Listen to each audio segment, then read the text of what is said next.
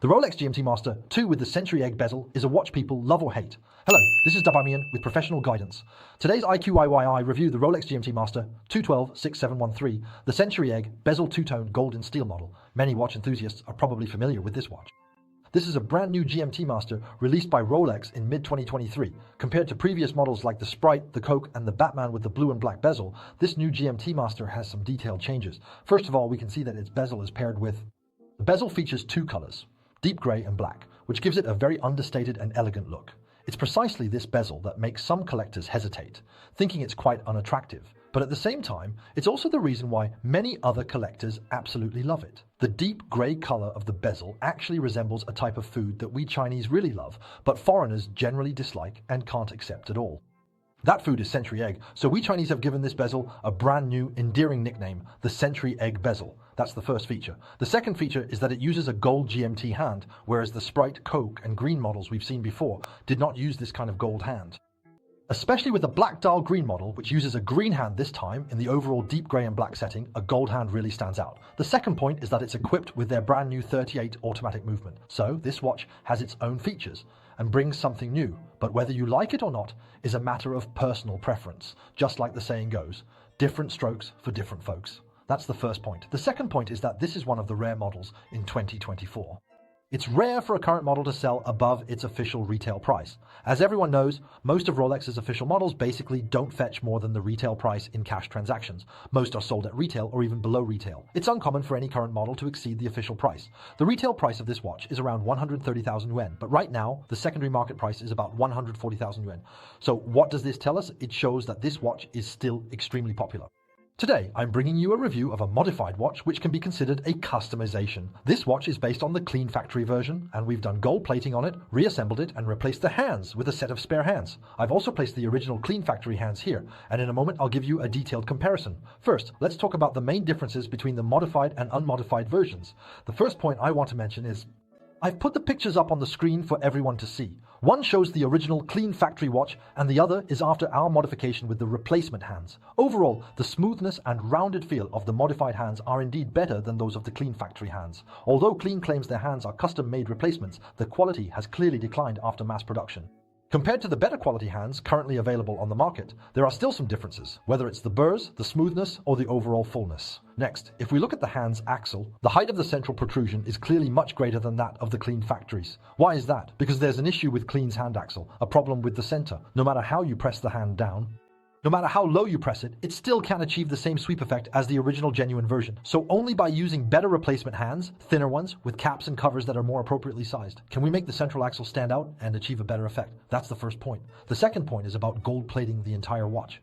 As you can see, the entire watch uses a rear gold plating process. To prevent scratches and damage, I've covered everything here with protective film. There's film on all these surfaces. I've shared many videos about gold plating with you before. After gold plating first, let's look at the side. The sides don't have any exposed base metal. All the areas that should be gold are fully gold. Secondly, it's much less likely to fade. As you know, gold-plated watches don't actually contain much gold. Its color is very yellow, whereas after gold wrapping, the color isn't as bright or as yellow. In fact, it's a shade less intense than gold plating. The main advantage is its durability. For our private rooms, we guarantee at least 2 years. If it fades or oxidizes within 2 years, we'll rewrap it in gold for free. But after so many years of doing this, we've seen that gold wrapped pieces can easily last 3 to 4 years without any issues. If after 3 or 4 years it does fade or oxidize, at most you just need to spend a little over 2,000 yuan to have it rewrapped, and it's like having a brand new watch again. So gold wrapping is a great way to modify a gold watch. In terms of method, it's extremely cost-effective. The main point is that gold wrapping has a great texture. It's not easy to fade, and it's much closer to the original version. So for this watch, there haven't been any major modifications, just gold wrapping and changing the hands. Secondly, when it comes to assembly craftsmanship, many experienced collectors notice that when they buy watches from some toy factories, especially Rolex models, the Cyclops lens often ends up too high, too low, or shifted to the left or right. The misalignment happens because it wasn't assembled properly, which shows just how important assembly craftsmanship is for a watch.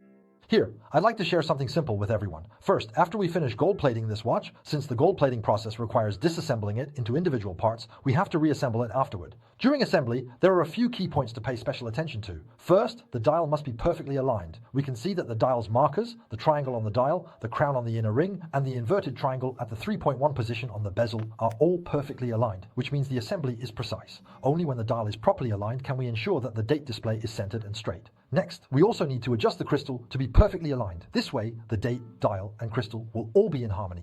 In terms of the vertical alignment, there is a very precise effect, which brings us to the issue of the bezel. As you can see, this GMT watch features a bidirectional rotating bezel. I've mentioned in previous reviews that the rotating bezel contains 4 spring-loaded pins inside. These pins allow the bezel to move up and down and provide tension.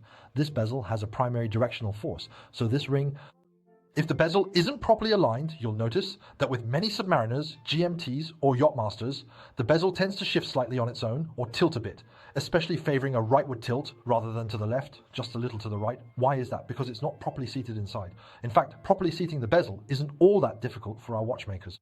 Where's the tricky part? If you want to install this bezel, you have to first remove it from the metal notches underneath, take it off, and then reinstall it. You have to align it perfectly in one go, so that no matter how you rotate it, you see, it can float slightly left or right. There is some play in it, see? It can float left and right, there's some slack. But we need to make sure that even with this left and right movement, your bezel always stays in place. If you don't intentionally turn it, just wearing it normally and touching it lightly won't cause the bezel to shift. That's why you have to remove the bezel and reattach it properly. I heard from my mentor that when he first started in this field, he helped someone modify this bezel. He really broke his own heart while modifying it because when he tried to pry it off, it just snapped and shattered. There's no way the cost could be covered by the person who asked for the modification, so he had to bear it himself.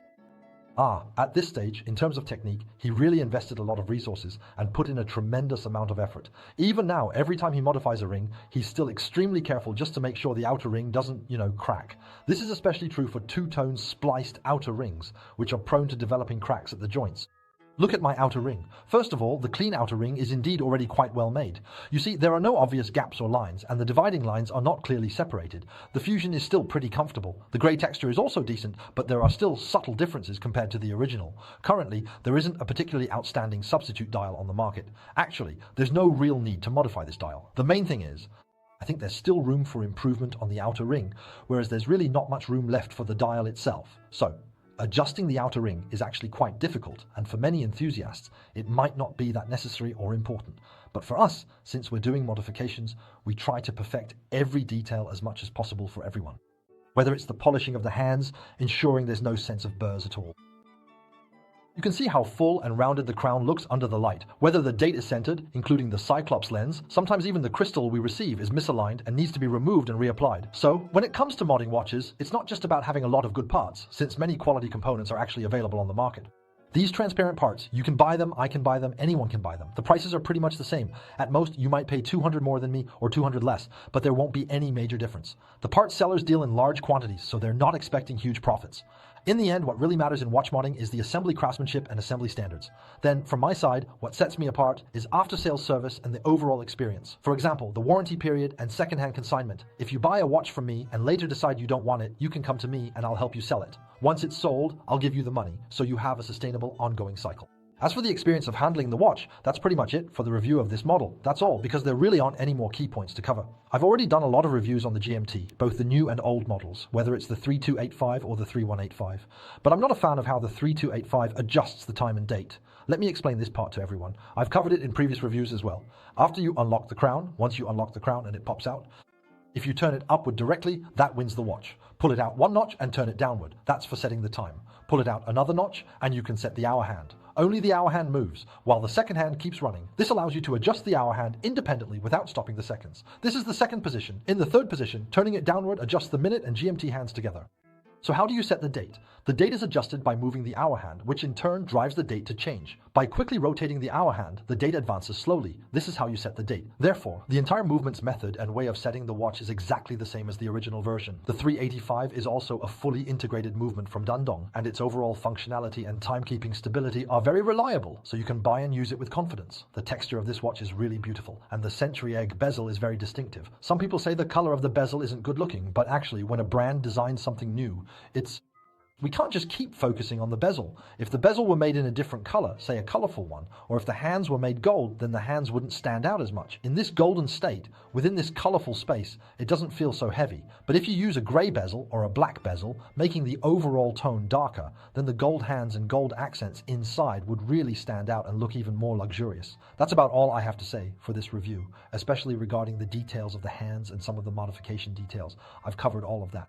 I've just attached the pictures for everyone in the chat. If you didn't quite understand, you can rewind and take another look. For more questions, we can discuss them in depth later. Let's not take up everyone's time here. See you next time.